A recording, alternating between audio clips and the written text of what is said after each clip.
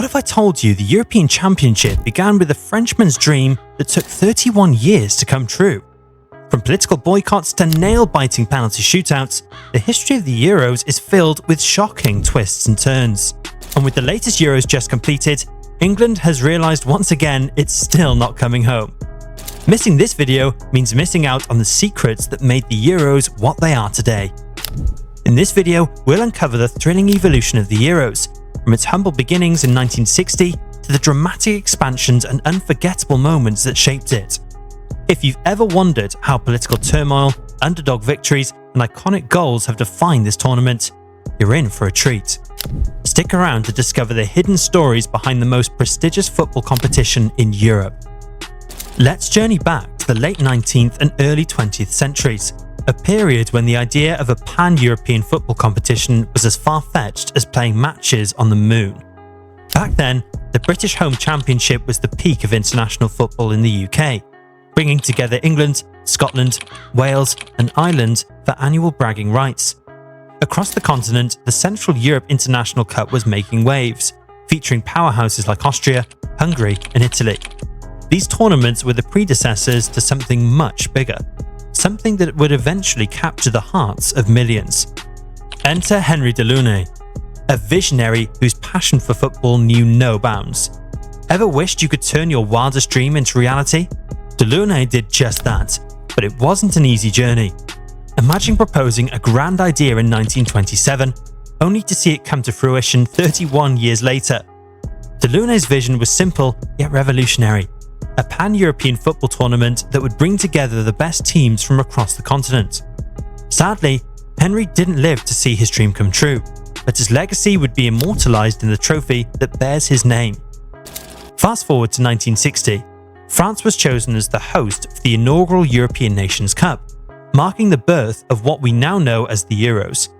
Picture the excitement and tension as 17 teams enter the fray, all vying for a spot in the Final Four. Notable absentees included football giants like England, the Netherlands, West Germany and Italy, adding a layer of intrigue and unexpectedness to the competition. The stage was set for a thrilling showdown in Paris. In a final that would go down in history, the Soviet Union faced off Yugoslavia. It was a match filled with drama and suspense, embodying the very essence of the beautiful game.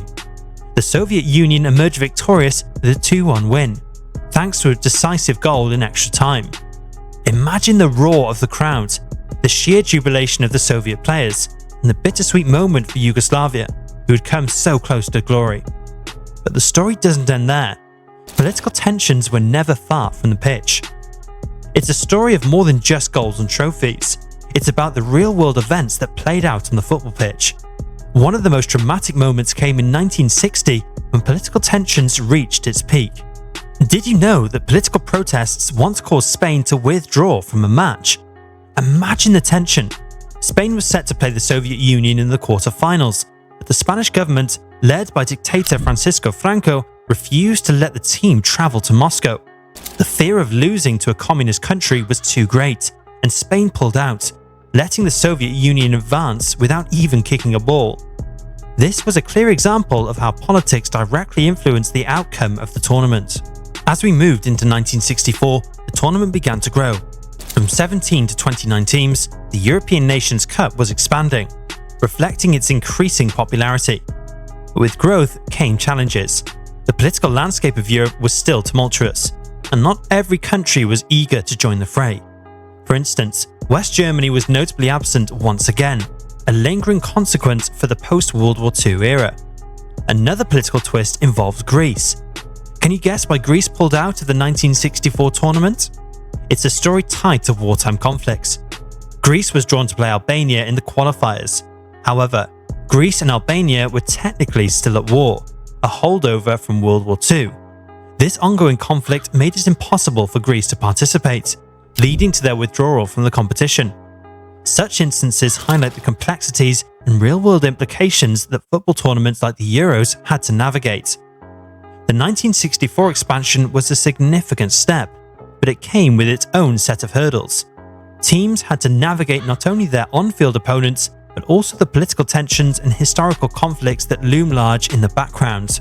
These moments of political turmoil didn't just shape the outcomes of individual matches, they influenced the entire structure and participation of the tournament. The intersection of politics and football created a unique drama that added depth to the Euros, making it more than just a sports competition. It became a stage where national pride, political ideologies, and historical grudges played out for all to see. The Euros have been the stage for some of the most unforgettable moments in football history. From coin tosses to legendary penalties, the tournament has never been short of drama. Imagine a match being decided by a coin toss. That's exactly what happened in the 1968 semi-final between Italy and the Soviet Union. After a goalless draw, the match came down to pure luck, and Italy won the toss to advance to the final. It's one of those moments that highlights the unpredictable nature of football. Ever wished you could pull off an audacious move under pressure? Antonin Panenka did just that in the 1976 final against West Germany. With the score tied after extra time, the match went to a penalty shootout. Panenka stepped up and chipped the ball delicately over the diving goalkeeper, securing Czechoslovakia's victory. This bold move not only won the match, but also immortalised Panenka's name in football history. Can you imagine the pressure being called up at the last minute? Then imagine winning the whole tournament. That's Denmark's Cinderella story in 1992. Initially, Denmark didn't qualify for the Euros, but they were invited to join after Yugoslavia was disqualified due to the ongoing war. Seizing their unexpected opportunity, Denmark went on to beat the defending champions, the Netherlands, in the semi-finals and stun the world by defeating Germany 2-0 in the final. Their underdog triumph remains one of the greatest fairy tales in football. The evolution of the Euros into a larger and more inclusive tournament is nothing short of dramatic. In 1996, the Euros saw a significant change, expanding from 8 to 16 teams.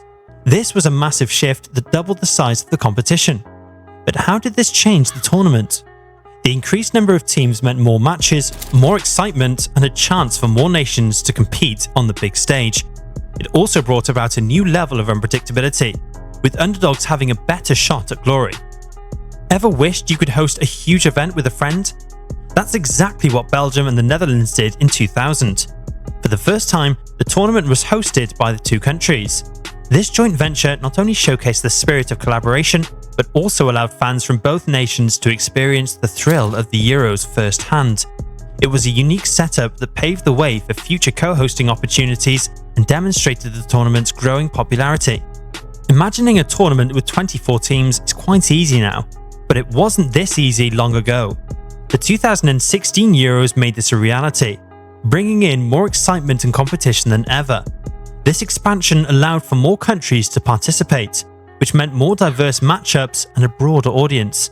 It also introduced a new format with a round of 16, adding another layer of drama to the knockout stages.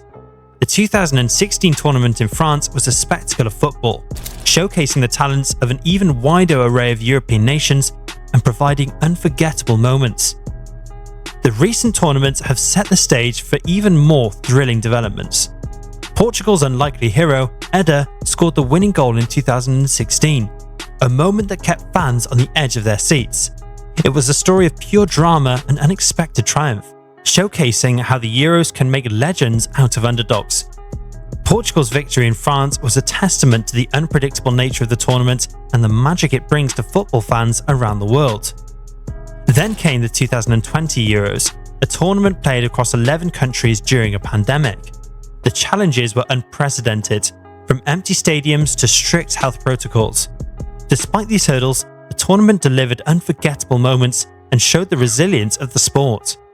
Players and fans adapted, proving that the spirit of football can thrive even in the toughest times. Fast forward to 2024, and England found themselves in the final, only to face heartbreak once again. This time it was Spain that dashed their hopes, securing victory in a thrilling match. The loss was a bitter pill to swallow for England, who had hoped to bring football home. So what's next for the Euros? Expanded formats, new host countries, and even more unforgettable moments are on the horizon. With each tournament, the Euros continues to evolve, promising fresh excitement and new stories. As the competition grows, fans can look forward to a future where the tournament continues to push boundaries and create legendary moments on the global stage. If you enjoyed this video, hit the like and subscribe button. Until next time.